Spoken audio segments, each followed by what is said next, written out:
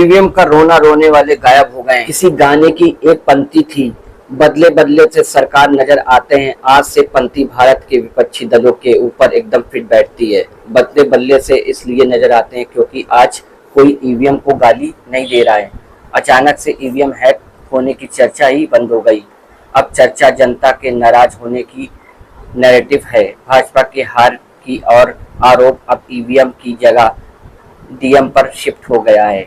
बता दें कि आदर्श आचार संहिता लागू होने के बाद सामान्यतः डीएम ही जिला निर्वाचन पदाधिकारी होते हैं और मतगणना की प्रक्रिया उनकी निगरानी में होती है। अब राहुल गांधी के सलाहकार जयराम रमेश कह रहे हैं कि अधिकारियों को फोन कॉल जा रहे हैं ऊपर से कि वो अंतिम परिणामों में हेराफेरी करें। मतगणना की प्रक्रिया में देरी की जा रही है।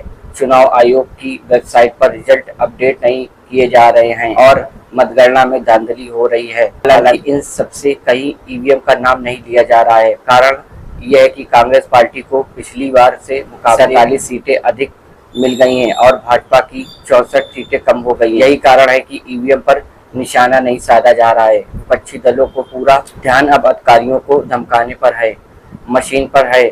याद कीजिए, एक समय था कि जब विधानसभा में लाइव दिखाया गया था कि ईवीएम हैक हो सकता है। विधायक सौरभ भारद्वाज एक कोई ईवीएम जैसी दिखाने वाली मशीन लेकर आए थे। साथ ही दावा किया था कि निश्चित कोड डालकर इसे हैक किया जा सकता है। उनका कहना था मदरबोर्ड में गड़बड़ी की जा सकती है, इसे मेट किया जा सकता है ताकि टेस्ट के समय कुछ और परिणाम दिखे और असली पोलिंग के दौरान कुछ और। हालांकि चुनाव आयोग ने स्पष्ट किया था कि यह संभव नहीं है।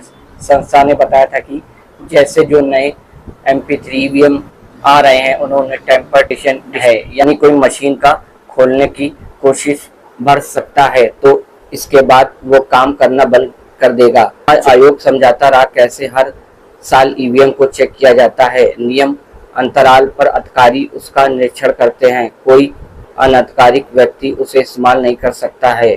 उसमें डबल लॉक सिस्टम है, लेकिन कोई मानने को तैयार नहीं था। वहीं अब ये सारी चर्चाएं गायब हैं। याद कीजिए, जैसे ही लोग सुप्रीम कोर्ट भी पहुंचे को वीवीपैट वोट डालने के बाद निकालने वाली पर्ची से लैस किया जाए, 100% वेरिफिकेशन किया जाए। हालांकि सर्वोच्च न्यायालय ने ये मांग रद्द करते हुए स्पष्ट कहा था कि देश बैलेट पेपर वाले युग में वापस चला जाएगा। सुप्रीम कोर्ट का कहना था कि ईवीएम सरल है, सुरक्षित है और इस्तेमाल करने के आसान है। इसी साल अप्रैल में सुप्रीम कोर्ट ने याद दिलाया था कि कैसे बैलेट पेपर के युग में बूथ लूटने की घटनाएं होती थी। राज्यों में जब कांग्रेस जीती तब ईवीएम हैक नहीं थी।